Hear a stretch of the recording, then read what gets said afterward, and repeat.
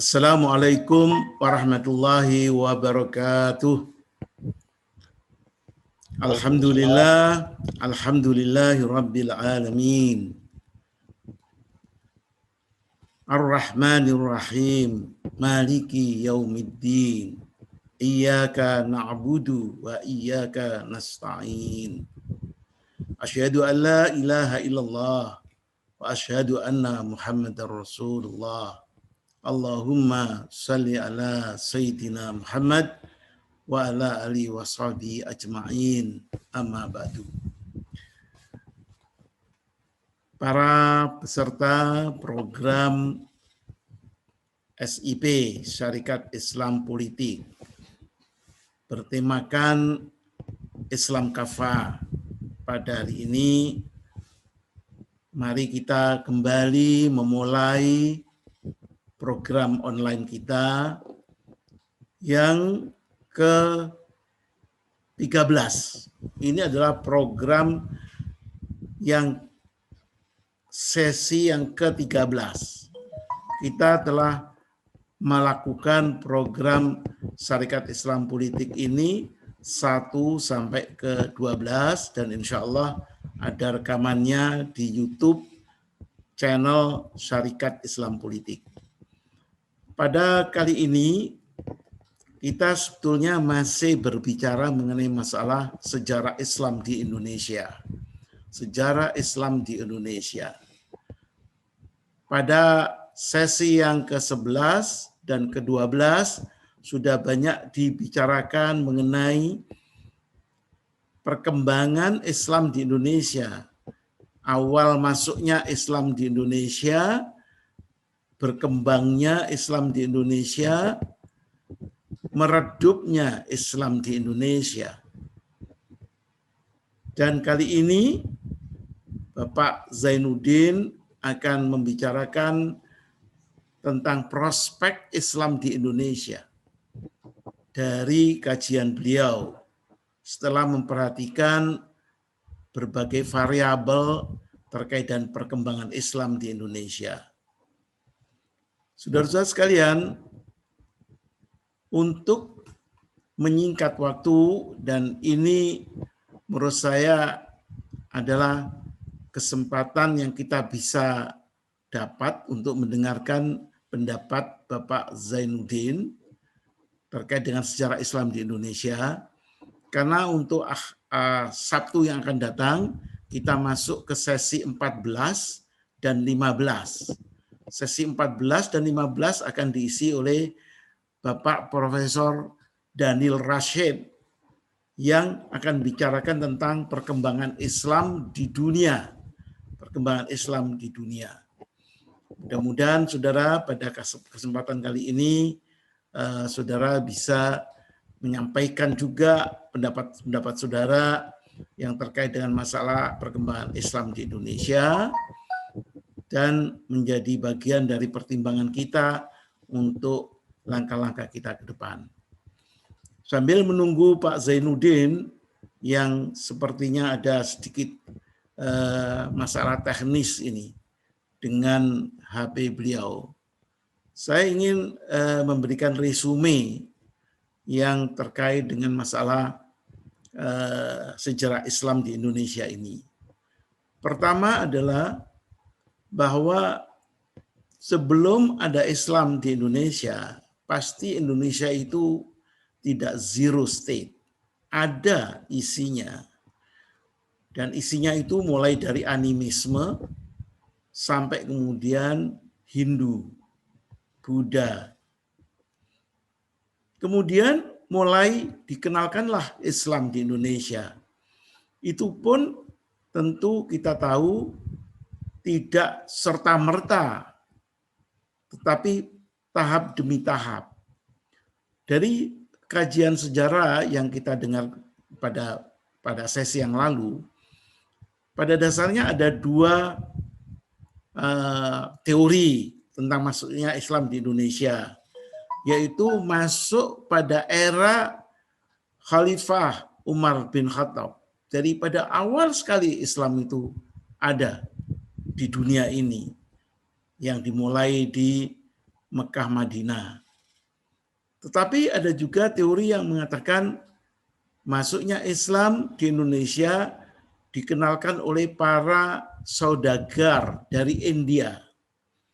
Jadi dari Hujarat, yang otomatis tahunnya lebih mundur. Karena Islam dikenal dulu di India, baru kemudian dibawa oleh saudagar Hujarat ke Indonesia. Dua pola teori itu memberikan implikasi pada Islam di Indonesia. Implikasi yang pertama, kalau itu Islam di Indonesia dikenalkan di era Khulafaur Rasyidin, di era awal, zamannya Umar bin Khattab, zamannya Ali, zamannya Utsman, Ali, dan di dekat-dekat era itu, pasti Islam yang diajarkan itu Islam yang utuh, Islam yang lengkap, Islam yang original, tanpa ada potongan-potongan yang terkait dengan persepsi orang-orang yang mempelajari Islam. Termasuk di dalamnya ada kesungguhan untuk memberlakukan semua teori Islam, termasuk mengamalkan perintah-perintah yang penting, yang strategis, baik dari masalah ritual maupun masalah-masalah sosial dan masalah-masalah politik. Sedangkan Islam, teori yang kedua, yang dibawakan oleh saudagar Hujarat, karena Hujarat itu adalah India, dan persepsi Islam di India itu suatu persepsi yang fokusnya kepada apa-apa yang baik, apa-apa yang dibolehkan, tidak banyak terkait dengan pelanggaran-pelanggaran. Islam yang dibawa oleh saudagar Hujarat diteorikan sebagai Islam yang banyak terkait dengan masalah-masalah yang terkait dengan kebaikan. Tidak banyak yang terkait dengan larangan larangan untuk berbuat yang haram. Itu banyak toleransinya terhadap hal-hal yang haram. Lebih fokus kepada hal-hal yang bersifat baik-baik. Amar ma'ruf lebih diutamakan dari nahi mungkar. Itu teori kalau Islam dibawa dari pedagang Hujarat. Sedangkan kalau teori Islam dibawakan dari zaman khalifah, ya, Khalifatul Rasyidin, maka Islam yang dibawakan otomatis secara lengkap. Ya ada amar ma'ruf, ya tegas di dalam nahi mungkar, termasuk di dalamnya masalah politik. Pada ujungnya, saudara sekalian, kemudian muncullah kepemimpinan Islam yang pertama di Pasai, ya, di ujung utara sana, itu di sekitar tahun 1300 Masehi. Dan kemudian muncullah Kesultanan Demak dipimpin oleh Raden Patah yang dikatakan muncul pada tahun 1530-an. Dari Demak, Samudra Pasai itu kemudian meredup.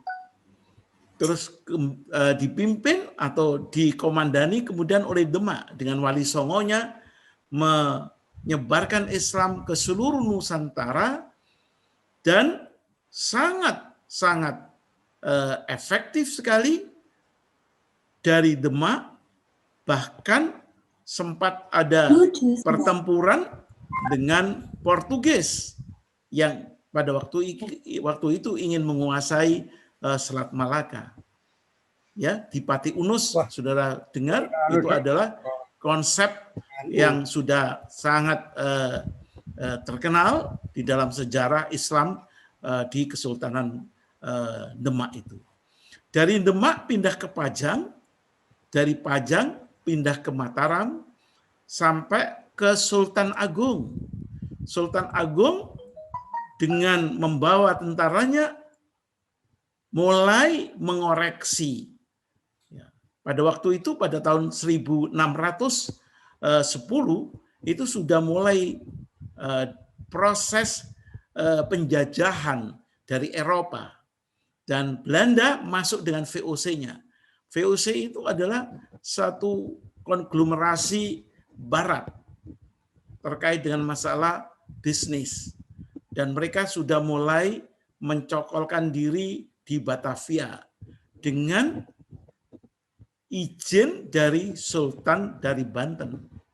Tapi ternyata mereka setelah bercokol membuat benteng kuat dengan meriam-meriamnya, menyebarkan itu pengaruhnya, kekuasaannya. Dan bertahap masuklah Indonesia ke era penjajahan Belanda. Satu persatu kekuasaan sultan-sultan Islam di Nusantara jatuh ke tangan kekuasaan Belanda. Akhirnya Indonesia menjadi keseluruhannya jajahan Belanda. Dari Sabang sampai ke Merauke. Kemudian saudara tahu, di dalam proses penjajahan itulah mulai terjadi deislamisasi. Proses pemangkasan ajaran Islam. Dari suatu yang bersifat menyeluruh, termasuk kekuasaan formal dari suatu society yang plural, dipangkas, Islam hanya tersisa ritual. Ya. Hablum minallah, ditambah sedikit amal sosial. Itu adalah proses yang dilakukan penjajah Belanda kepada rakyat atau umat Islam di Indonesia. Dan itu terus berjalan selama ratusan tahun itu. Islam minggir, terpinggirkan ke pesantren-pesantren. Dan pesantren itu tidak mempunyai otoritas apapun di dalam masalah kekuasaan formal. Pesantren adalah menjadi bagian yang terkooptasi oleh kekuasaan formal penjajah Belanda itu. Sehingga Islam kemudian tersisa atau apa yang tersisa dari Islam di zaman era Belanda itu adalah Islam yang ritual, Islam yang amal sosial.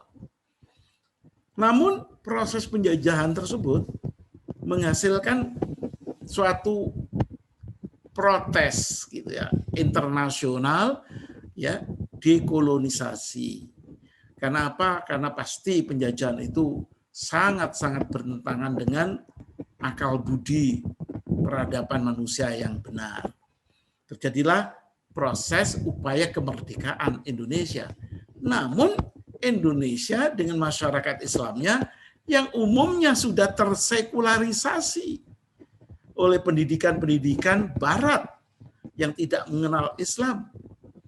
Sehingga di waktu terjadi proses kemerdekaan, umat Islam sepertinya tidak banyak bisa berbuat.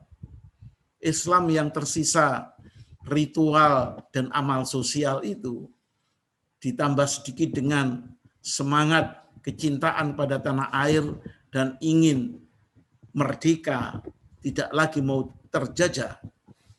Ternyata proses kemerdekaan itu berlangsung dan berjalan seperti kita ketahui, era awal kemerdekaan, kemudian muncul orde baru, orde lama, kemudian orde baru, dan orde reformasi. Dan semuanya itu, proses itu tidak terlepas dari Islam yang telah terkebiri oleh penjajahan, deislamisasi. Umumnya umat Islam sudah lagi tidak mempunyai semangat dan katakanlah misi untuk Islam politik, Islam yang memimpin. Islam kehilangan ghirah, semangat untuk menjadi memimpin. Padahal saudara tahu, di zaman Rasulullah, setelah di fase Mekah, Islam itu memimpin. Di Madinah itu Islam memimpin. Tapi semangat itu sudah terpatahkan itu oleh rekayasa Belanda dengan skenario Senok-Ugronya. Bahwa kalau mau sholat, mau puasa, silahkan. sepanjang hari puasa boleh, seharian penuh sholat juga nggak ada masalah. Tapi begitu mau mengambil ilmu, mengatakan pada penguasa gubernur jenderal, waspadai itu. Begitu mau berusaha umat Islam untuk mengambil kekuasaan politik, langsung harus diberangus dan ditangkap. Jadi Islam hanya tersisa masalah ritual dan amal sosial.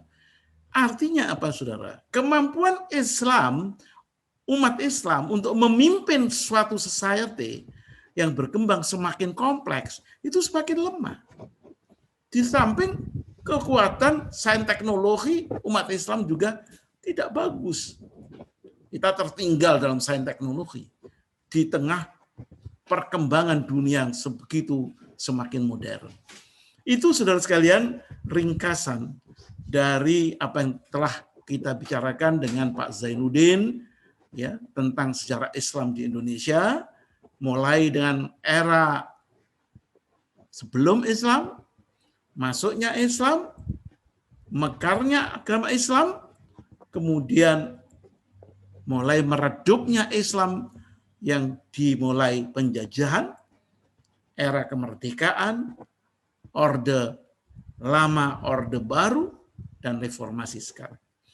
Maka hari ini Pak Zainuddin akan melihat kalau trennya kayak seperti itu, kira-kira Islam di Indonesia ini bagaimana ya?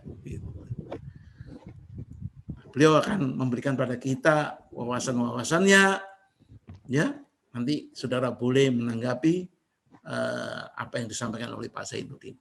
Saya kira begini, ini pengantar saya. Saya memoderatori program ini kebetulan karena Bapak Farid pada saat ini sedang berhalangan, dan mari kita dengarkan bersama bagaimana uraian Pak Zainuddin yang fokusnya prospek Islam di Indonesia setelah masa yang kita jalani bersama.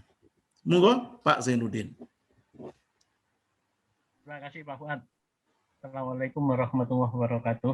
Waalaikumsalam warahmatullahi wabarakatuh.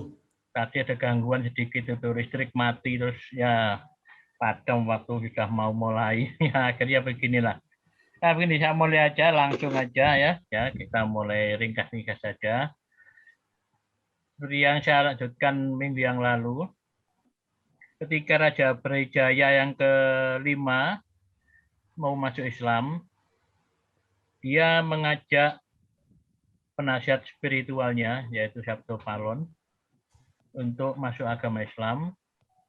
Namun Sabto Palon menolak, dan dia berkata begini, itu bahwa nanti agama Darutnya itu kebatinan Jawa akan semakin lagi selama 500 tahun setelah masuknya Islam Raja Brawijaya ini.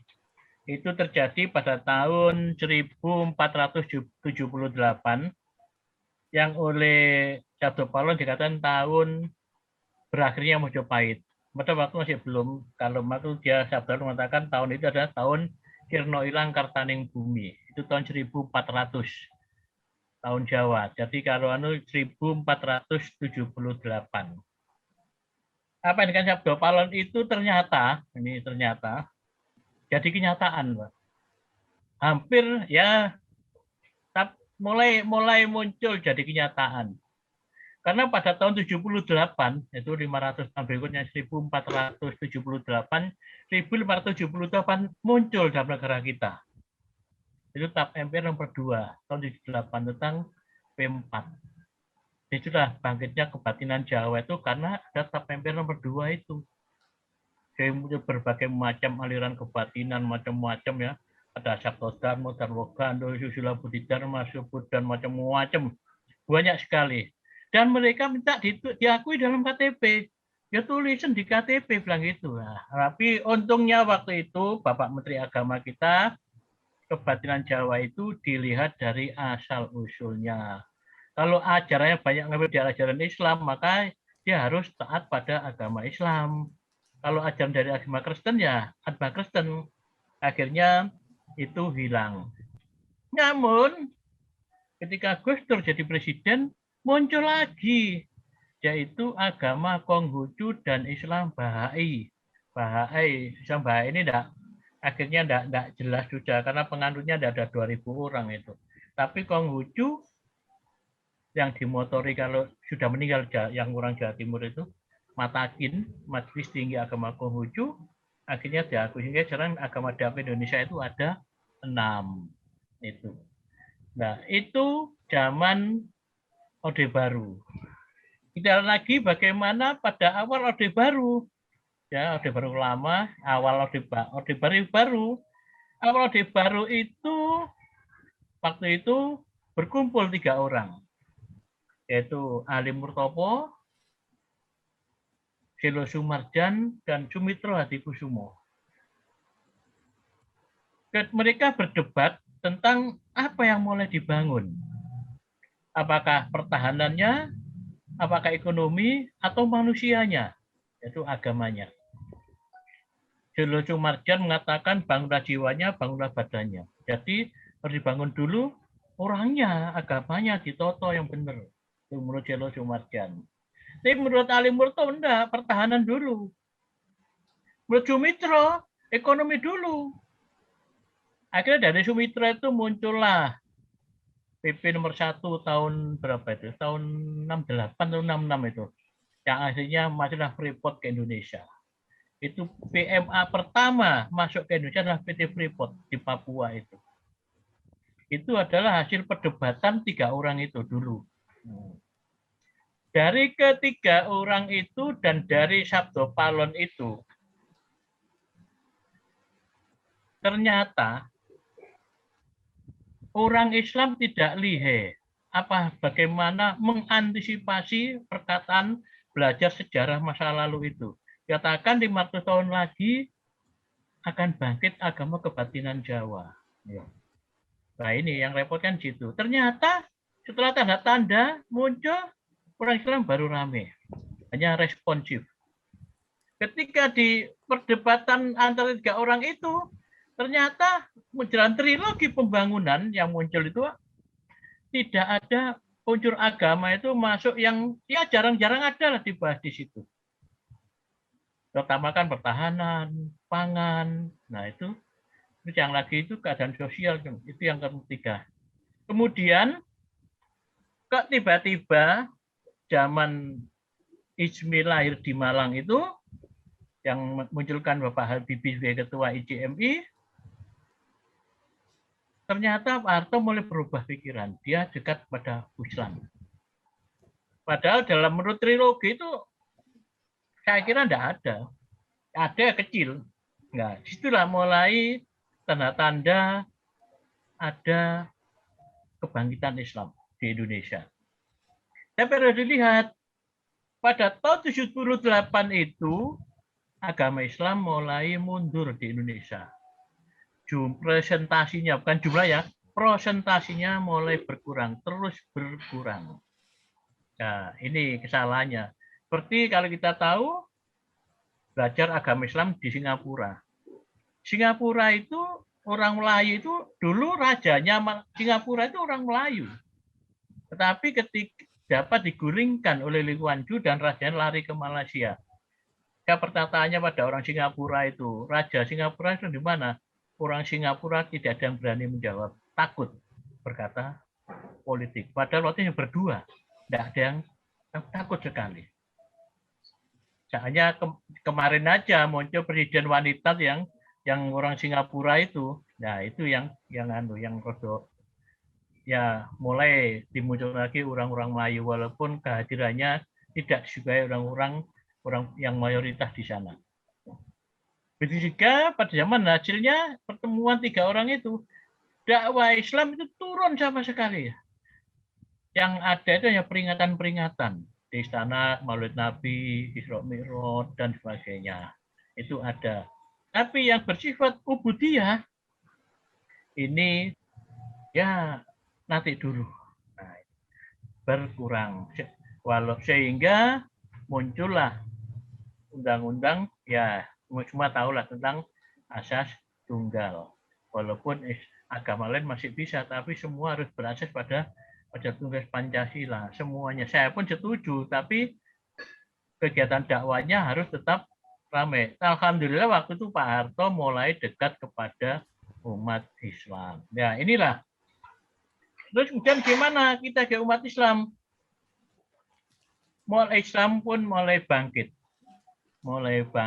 untuk berdakwah. Pak Harto pun mulai mendirikan Yayasan Amal Bakti Muslim Pancasila yang berhasil membangun 1000 masjid. Tapi yayasan ini zaman reformasi sudah dihapus, gak karuan. Dan waktu itu ada MUI sempat dakwah, ngirim dai ke data migran. Dewan Dakwah Islam Indonesia juga sempat kerjasama, ngirim dai ke data migran untuk dakwah di sana. Mulai dakwah, kemudian akhirnya muncullah di salah satu terbitan nasional, muncul wah ini mulai ada hijauisasi, penghijauan di pemerintahan, penghijauan di militer dan sebagainya. Ini ketika Islam bangkit ternyata orang-orang non-Muslim itu bagaimana buat intrik-intrik. Nah, intriknya ternyata pelakunya yang nulisnya juga wartawannya orang Islam. Ini yang menurut saya memprihatinkan. Maka itu mari kita ini yang sudah berislam politik, mari kita ini sekarang mulai mewarnai bagaimana dakwah Islam di Indonesia. Dan kita lihat lagi bagaimana kalau kita lihat waktu Partai Masyumi akan dibangkitkan, akhirnya gagal, akhirnya membentuk Parmusi. Ketika Parmusi akan dipimpin oleh Pak Nasir, Pak Harto tidak setuju. Akhirnya Parmusi ke pemilu tahun 71 dapat 24 kursi. Ya alhamdulillah masih ada. Tetapi untuk membangkitkan kembali keislamannya sudah mulai berkurang. Akhirnya apalagi Parmusi jadi MI satu faksi dalam P3. Kemudian lagi ketika Pak Nasir mendirikan Dewan Dakwah tahun 1967, Pak Nasir mengatakan kalau dulu kita dakwah lewat politik, sekarang bagaimana kita dakwah berpolitik. Jadi kita dakwah yang tahu politik.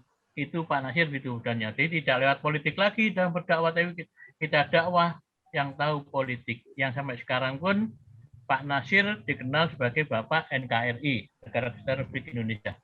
Itu zaman Pak Nasir. Ada masih yang memikirkan dakwah Islam di Indonesia. Walaupun banyak bermunculan organisasi waktu itu, ada MDI, ada DMI, wah macam-macam ya. Walaupun kenyataannya yang benar-benar serius dalam berdakwah, menurut saya waktu itu hanya Pak Nasir saja. Yang lain juga ada, Matlaun Anwar juga ada dan sebagainya. Ini yang mengakibatkan dakwah Islam di Indonesia tetap bersemangat. Ternyata masih ada yang berdakwah walaupun dengan jalan terseok-seok. Tapi alhamdulillah sampai sekarang Dewan Dakwah pun masih tetap konsisten. Nah ini yang sangat sangat baik saya kira. Kemudian kalau kita lagi pengalaman negara-negara lain ya dalam berislam ini, kita lihat Angola itu satu negara di Afrika Tengah, Afrika Barat Daya ya. Itu ada larangan agama Islam. Umat Islam di Angola itu ada sekitar 25%. Katanya dulu sampai 40%. Muncul larangan itu setelah Cina menguasai ekonomi Angola. Ya.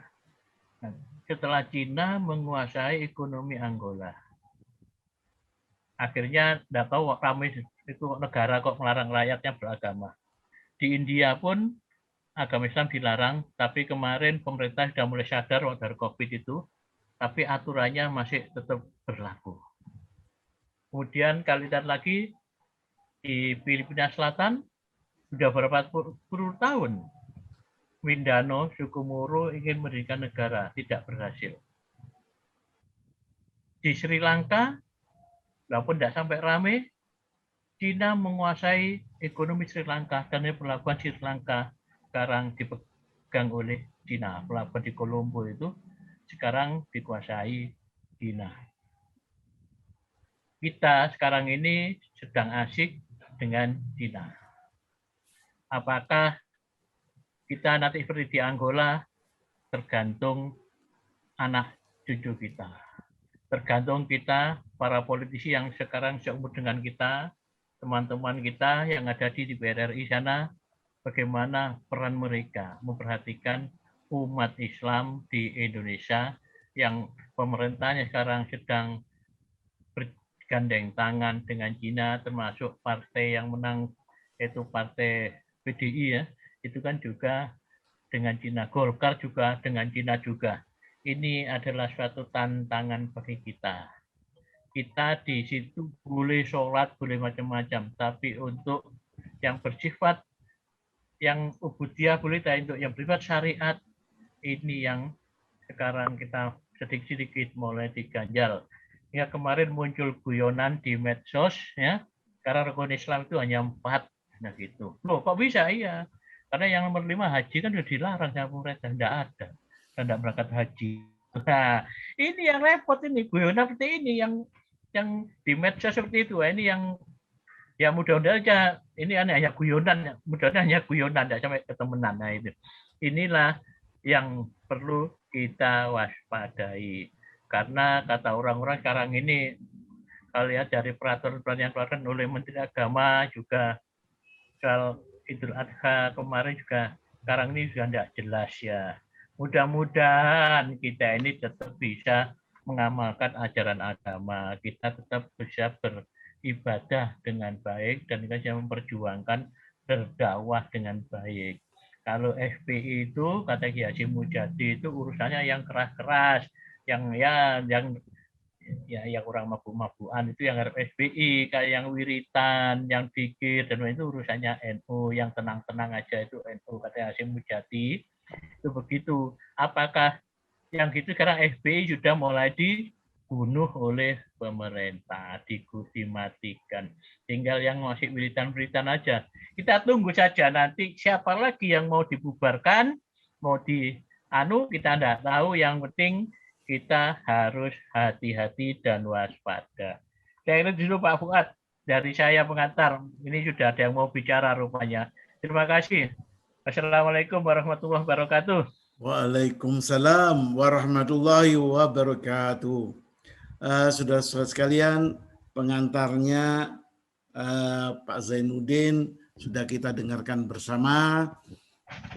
Beliau sudah mereview berbagai gejala yang ada di Indonesia, juga yang ada di sekitar Indonesia, khususnya tetangga-tetangga Indonesia seperti Singapura, kemudian melompat juga Angola.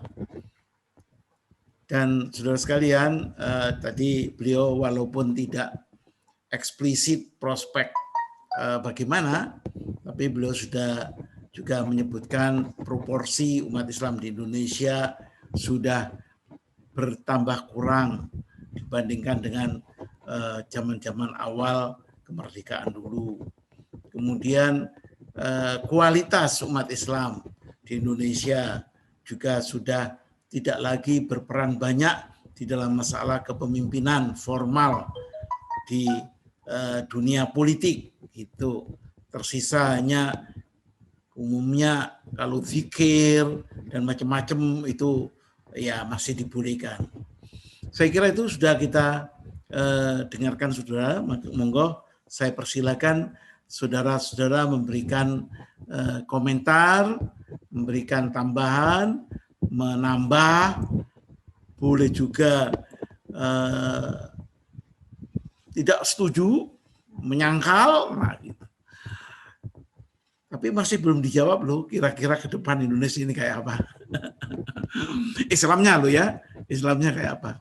Tadi sedikit banyak disinggung tentang masalah kedekatan rezim sekarang dengan Cina, dan kemudian dikait-kaitkan dengan masalah peran itu dengan umat Islam, misalnya di Angola, juga kemudian tadi disebutkan juga di India, kemudian juga di Sri Lanka. Jadi saudara sekalian, monggo silakan saya buka untuk diskusi, ada waktu masih 30 menit lah. Monggo silakan. Kalau sekarang ini sebenarnya yang namanya IAIN itu kan sudah banyak sekali, sudah menghasilkan tokoh-tokoh Islam yang banyak. Ya. Jadi sebenarnya modal kita itu sudah bagus, ya.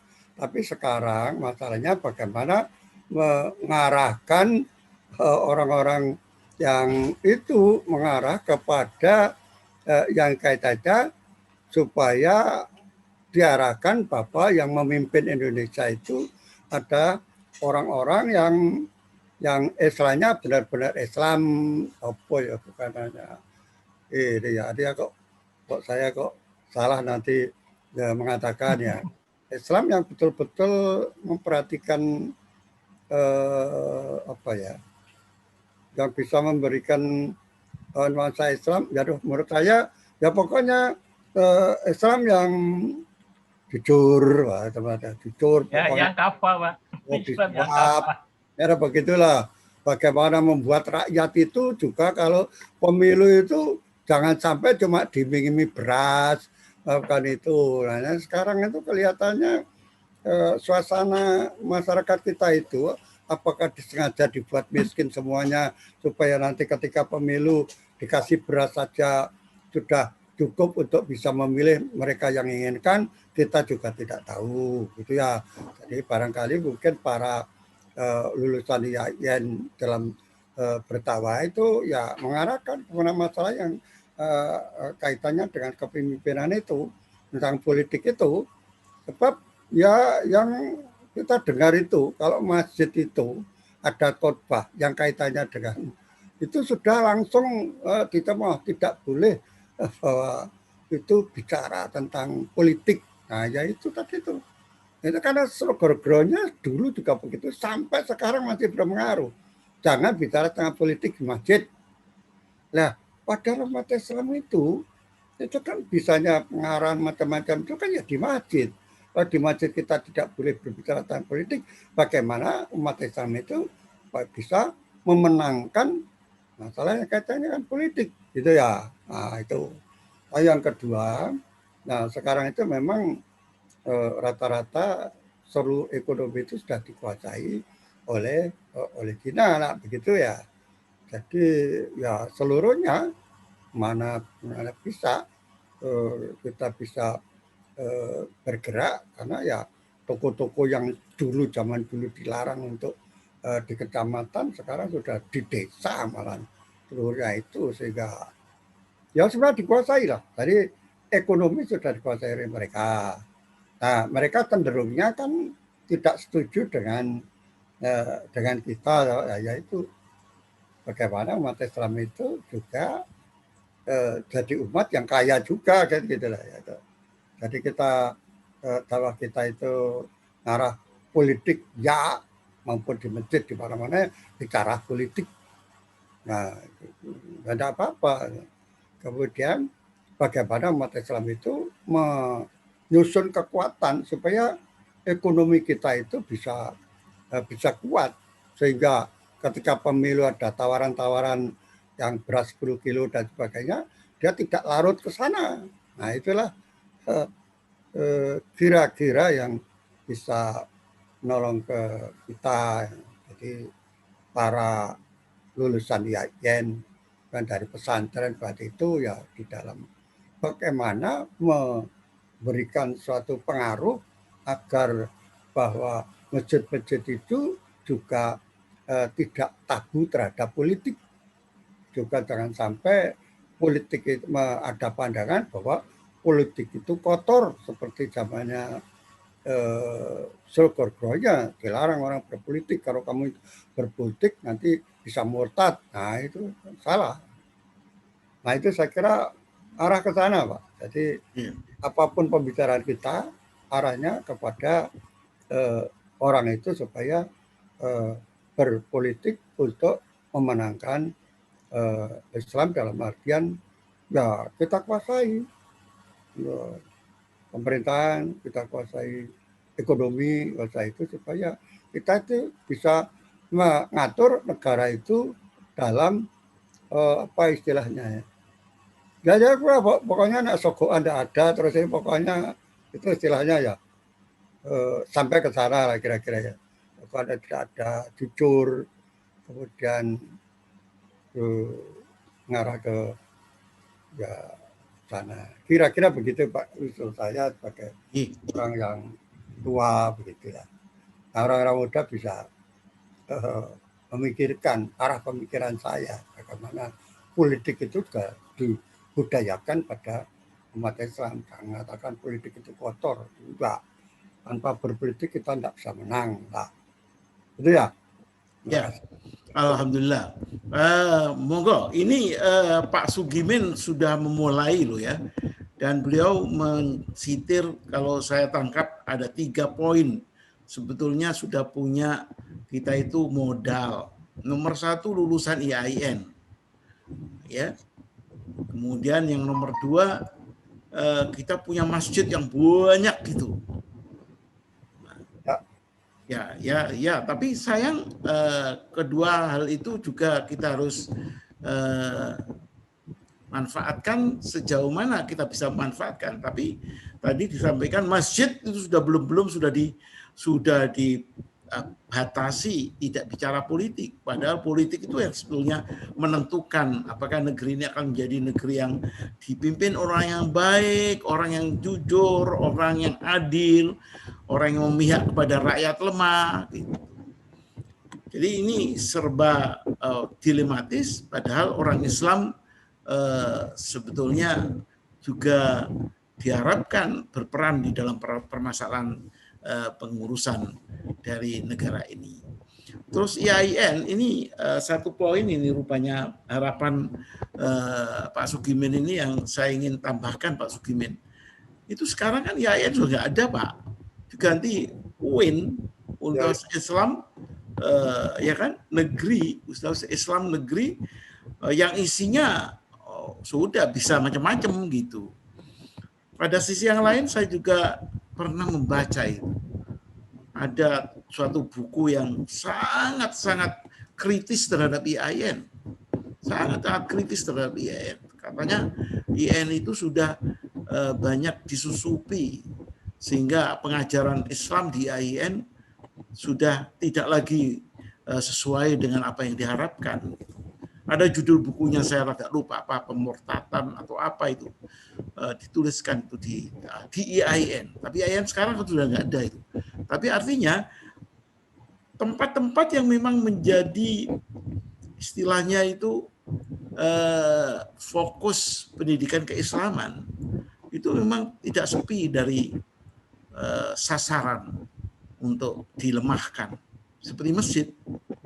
Masjid itu adalah tempat jelas ibadahnya orang Islam, tapi dilemahkan dengan tidak boleh bicara tentang masalah-masalah yang bukan masalah ritual. Itu pelemahan Pak sudah. Dan itu tidak karena kebetulan, itu didesain. Dan itu dipengaruhi oleh pemikiran Sunop.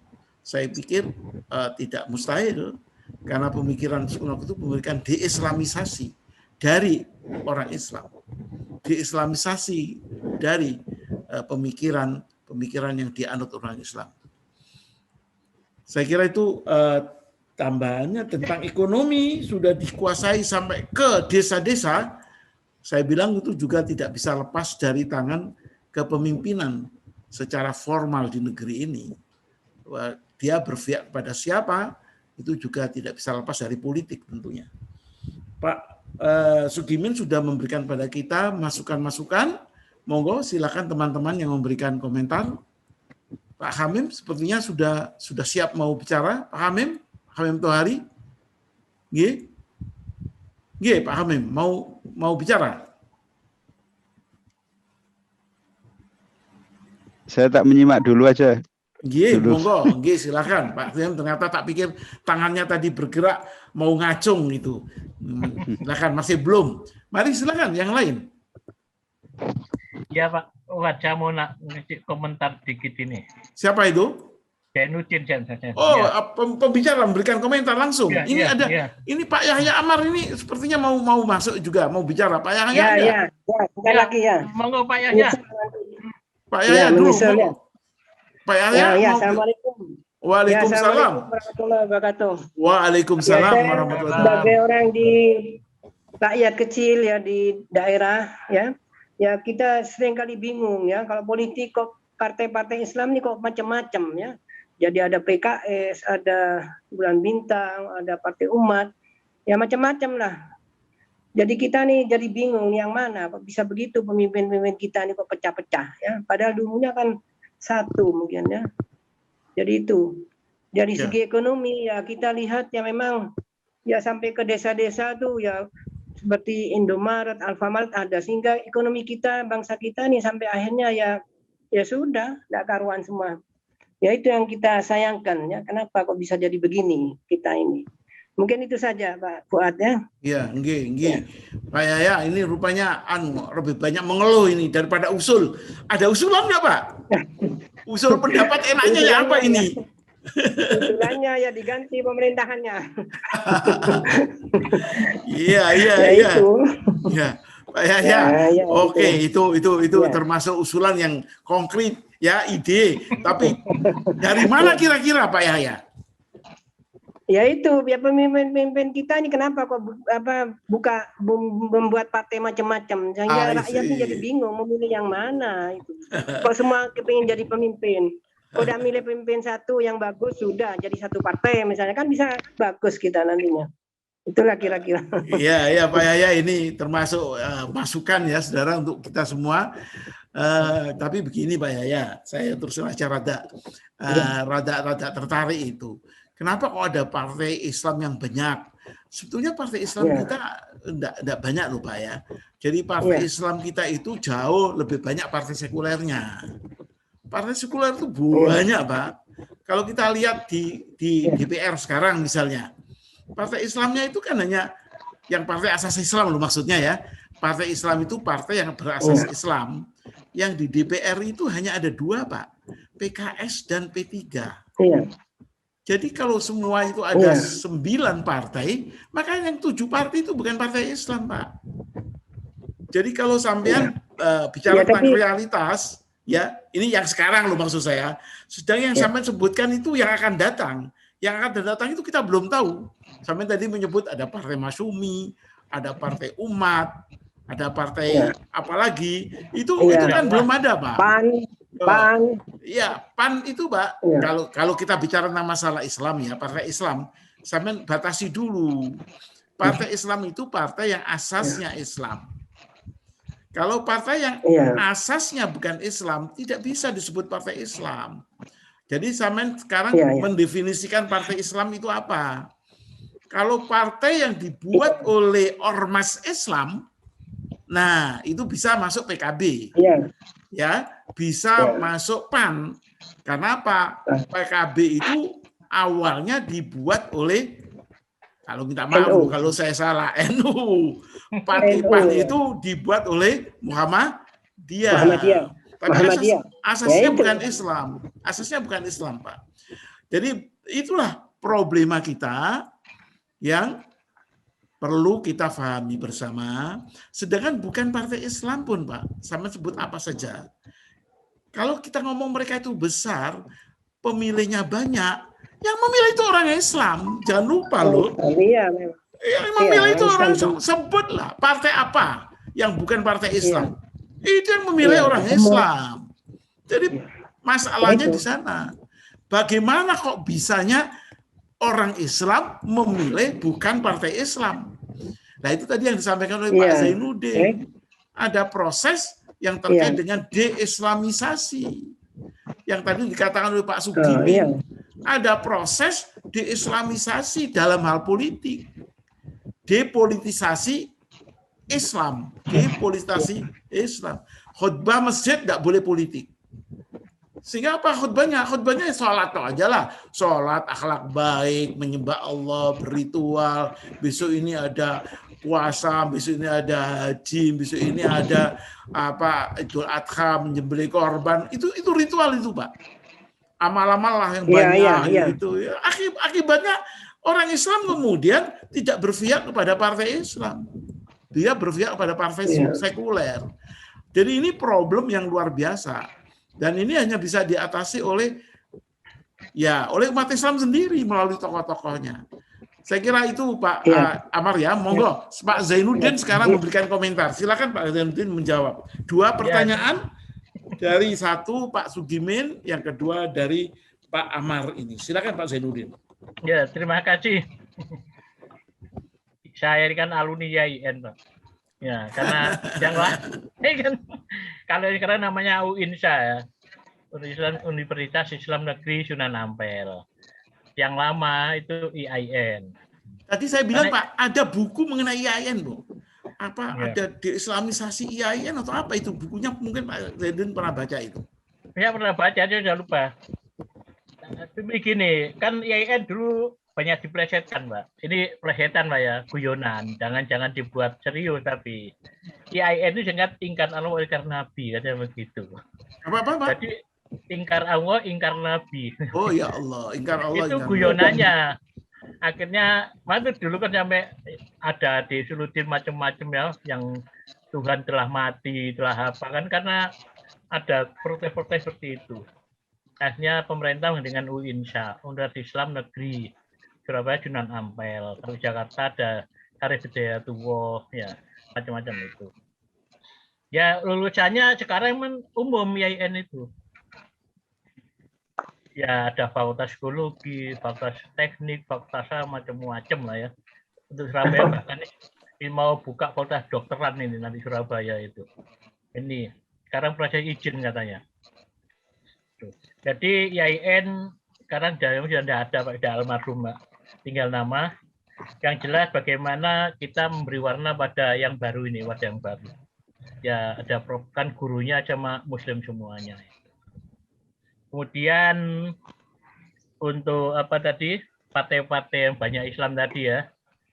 Kalau kita lihat ini zaman-zaman reformasi itu kan euforia politik, Pak, macam-macam, Pak. Ya waktu itu reformasi itu muncul partai-partai orang Islam dengan partai. Saya tuh sempat bertanya begini, Pak. Ada apa kita bikin partai yang banyak-banyak itu? Dana keluar banyak miliaran, triliunan mungkin ya. Kemudian tetapi sekolah-sekolah Islam terbengkelai. Apa sebaiknya dana itu untuk bangun sekolah aja, memperbaiki sekolah, universitas dan sebagainya. Tapi karena yang saya tanya itu sudah visi politiknya bagus ya menurut saya, macam-macam akhirnya ya mereka berikan partai. Gitu. Padahal untuk partai dananya banyak, Pak. Saya tahu di Surabaya ini ada partai jual ini, jual itu dan sebagainya untuk biaya partai. Partai Islam ya akhirnya ya pakai sing ndak oleh suara ya macam-macam lah gitu. Kemudian ya memang ada gini Pak, ada partai yang berbasis Islam, ada partai yang berasas Islam. Berbasis Islam itu PKB dan PAN itu partai berbasis Islam. Kalau berasas Islam itu ada PKS, ada P3, PBB kemarin tidak dapat kursi di pusat, yang di provinsi ada dapat. Itu yang partai Islam. Terus bagaimana yang berikutnya? Tidak tahu, kan banyak ada beberapa partai Islam yang muncul. Ada partai umat, ada partai dakwah, ada partai Masyumi, itu partai PDRI, Partai Dakwah Republik Indonesia itu. Itu tidak tahu bagaimana ceritanya kok muncul partai-partai itu yang menyebabkan umat Islam nanti suaranya makin berkurang. Padahal orang partai yang non-Muslim, nasionalis, ya tetap aja, itu aja. Tapi Islam ada, pecahan Islam ada partai Gelora. yang pecahnya PKS itu dan sebagainya. Lalu kita ini sekarang nanti kita ini ikut yang apa nanti itu? Lah, mudah-mudahan saja nah kata pengamat kan nanti partai-partai itu akan bersatu dalam satu partai aja nanti. Satu partai namanya tidak tahu. Yang jelas kalau partai-partai baru tahun 2004 itu pemilu, menurut saya sulit dapat kursi. Sulit dapat kursi. Untuk partai baru, partai yang karena partai itu bukan menang masa lalu, tapi bagaimana tokohnya itu punya basis umat. Di daerah juga punya basis umat gitu. Untuk Pak Sugimin tadi apa yang kedua? Masjid dilarang berpolitik. Saya pernah khutbah ini, Pak.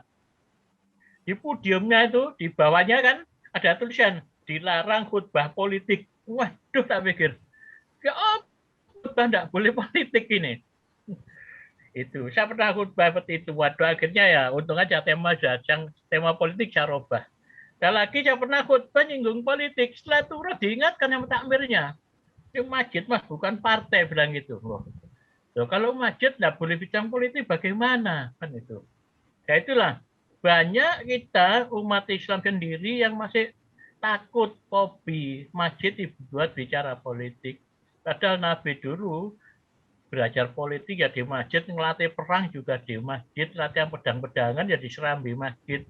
Tidak hanya untuk dikir, malah zaman Nabi itu dikir kan di lapangan depan masjid itu untuk dikir itu. Sahabat karena dikir di situ dulu, karena dalam Nabi kalau dalam sholat itu tidak boleh ada dikir. Nah itulah. Dan sekarang ini kita mau cari Islam yang kafah itu bagaimana kan itu? Pimpinan Islam kafah sekarang bagaimana? Ya sulit. Lihat dulu ya, jangan lupa Dewan Baru. Kita lihat. Ketua Dewan MPR itu Bapak Dr. Haji Izam Khalid. Tokoh NU. Tapi bagaimana hasilnya terhadap umat Islam perjuangannya? Dalam bukunya itu hanya cerita masa lalu aja, zaman itu macam-macam. Ini yang menurut saya yang ada kurang bisa manfaatkan. Mungkin dia yang dimanfaatkan, mungkin ya. Mungkin saya tidak tahu waktu itu. Hanya saya tahu baca saja. Itu yang mengakibatkan kita ini lemah dalam berpolitik. Apalagi anak sekarang ini yang muda-muda ini ditanya rukun Islam udah berapa, banyak tidak tahu. Anak SMA ditanya perempuan yang pakai berjilbab, ditanya rukun Islam ada berapa, 90% tidak tahu. Jawab tahu ada 5 tahu, tapi isinya 5 apa tidak tahu. Kan parah ini. Anak-anak kita sudah tidak tahu. Apalagi nanti mereka tahu politik. Inilah yang menyebabkan kita banyak buta politik. Nah, buta dianggap KB partai itu bodoh, padahal tidak. Kita salah milih partai sekarang. Kita ikut nanggung dosa politik sampai partai itu benar. Dosa politik inilah yang kadang-kadang umat Islam tidak tahu.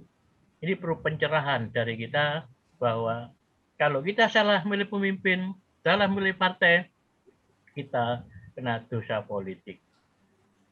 Dosa politik ini nanti juga ada pertanggungjawabannya. Insya Allah ada di akhirat ada pertanggungjawabannya. Mudah-mudahan ya kita ini tidak salah pilih partai nanti, kita pilih partai yang benar. Saya kira dulu Pak Fuad, terima kasih. Ya Pak Zainuddin, alhamdulillah diberikan catatan tambahan oleh beliau tentang dari pertanyaannya Pak Sugimin dan dari catatannya Pak Amar tadi. Ditambah oleh beliau tentang nah ini saya kira Pak Zainuddin perlu didalami lebih lanjut bahwa kalau orang Islam salah memilih partai sehingga akhirnya negerinya dipimpin oleh orang yang tidak mengerti tentang Islam dan kemudian membawa kerusakan kepada negeri termasuk kerusakan pada umat Islam dan agama Islam, maka dia menanggung dosa politik. Dan dosa politik ini yang akan dipertanggungjawabkan tidak hanya di dunia, tapi juga di akhirat. Kalau saya menangkap pertanggungan jawab di akhirat, Pak, artinya mereka yang melakukan dosa politik tidak mustahil masuk neraka itu. Itu kalau kita sebut sebagai implikasi pertanggungan jawab akhirat. Jadi jangan sampai kita itu sembrono gitu. Teriak-teriak mau masuk surga, tetapi berbanyak-banyak membuat dosa politik. Jadi itu yang saya bilang mungkin perlu diingatkan oleh para mubaligh, para ustadz, para ulama, para kiai, jangan sampai orang Islam membuat dosa politik sehingga dia terancam untuk mendapatkan hukuman dari Allah dan dia tidak bisa masuk surga. Bukan karena sholatnya yang tidak benar, bukan karena puasanya yang tidak benar, tapi karena dia memilih partai yang tidak benar. Partai yang tidak membawa kepada keberkahan dari Allah Subhanahu wa taala. Saya kira itu tambahan dari Pak Zainuddin. Ini poin dosa politik, tapi ini terkait tentunya dengan masalah nilai agama yang dianut oleh orang Islam itu sendiri, termasuk tadi generasi muda, masa rukun Islam saja tidak tahu. Tahu mungkin ada 5, karena dia mungkin ingat yang 5 yang lain-lain itu. 5 lah Pak, tapi apa itu dia tidak tahu. Dan itu membuat gelisah Pak Zainuddin. Dan tambahannya untuk Pak Sugimin, beliau khotbah di mimbar ditulis, jangan bicara politik. Wah, itu sudah benar, itu artinya apa yang tadi disinyalir oleh Pak Sugimin, disaksikan langsung oleh Pak Zainuddin. Dan itu membuat celaka dari umat Islam ini. Karena kemudian dia tidak memahami politik, tidak membuat yang benar dalam berpolitik, membangun, mengumpulkan dosa politik. Rasanya berat ini nanti di akhirat nanti. Saya kira itu Pak Zainuddin. Saudara sekalian, waktu kita sudah habis ini sudah jam 21.03. Rasanya kita memang tidak perlu berpanjang-panjang. Waktunya memang dibatasi Pak Zainuddin antara jam 8 sampai jam 9. Saya sebagai moderator menyampaikan banyak terima kasih atas apa-apa yang tadi disampaikan oleh Pak Zainuddin, wawasan-wawasan keislaman yang terkait dengan Islam kafah, bahwa Islam itu tidak hanya mengajarkan ibadah mahdhah, hablum minallah, tapi juga harus memasukkan di dalamnya dimensi-dimensi politik, sosial, syiar yang dikerjakan oleh Rasulullah di waktu beliau di Mekah dan khususnya waktu di Madinah. Sampai Rasulullah dan sahabat-sahabatnya menjadi pemimpin formal di negeri yang plural itu. Itu tadi sebetulnya catatan, dan insya Allah itu yang akan bisa menyelamatkan Indonesia dari keterpurukan. Kita bangkit dari kelengahan akibat pengaruh Sunokugro-nya. Penjajahan yang ratusan tahun itu telah menggerogoti nilai keimanan umat Islam di negeri ini sampai sekarang. Terima kasih juga saya sampaikan kepada yang menyampaikan katakanlah komentar-komentar, Pak Sugimin, Pak Yahya Amar. Yang lain-lain insya Allah nanti bisa menyampaikan pada kesempatan yang lain. Kita masih terus bicara mengenai masalah Islam kafah setiap Sabtu jam 8 sampai jam 9 malam. Untuk yang ke-14, Sabtu yang ke-14, nanti akan disampaikan oleh Profesor Daniel Rashid dari ITS terkait dengan masalah Islam di dunia internasional. Mungkin nanti match lah, karena Pak Zainuddin tadi juga bicara tentang Angola, bicara tentang Filipina, bicara tentang tadi Sri Lanka. Ya, Sri Lanka, juga India dan macam-macam. Saudara-saudara sekalian, sekali lagi saya sampaikan terima kasih kepada semuanya para peserta, dan saya ingin sampaikan bahwa hari ini kita sudah masuk ke sesi yang ke-13 dari Islam Politik, dari SIP, Syarikat Asas Politik, dengan tema Sejarah Islam di Indonesia, dan saudara bisa melihat rekamannya Pak Zainuddin di YouTube dalam waktu beberapa hari lagi, dan tolong diketik dalam YouTube itu Syarikat Islam Politik. Nah, di situ akan muncul semua rekaman dari program online dari SIP. Sekitar ada 30-an itu item. Termasuk yang malam ini insya Allah akan muncul di sana. Mari kita tutup dengan bacaan hamdalah, karena kita bersyukur kehadirat Allah Subhanahu wa Ta'ala atas kelancaran program yang kita jalankan pada malam ini. Alhamdulillah. Rabbil alamin. Amin. Wassalamualaikum warahmatullahi wabarakatuh. Waalaikumsalam warahmatullahi wabarakatuh.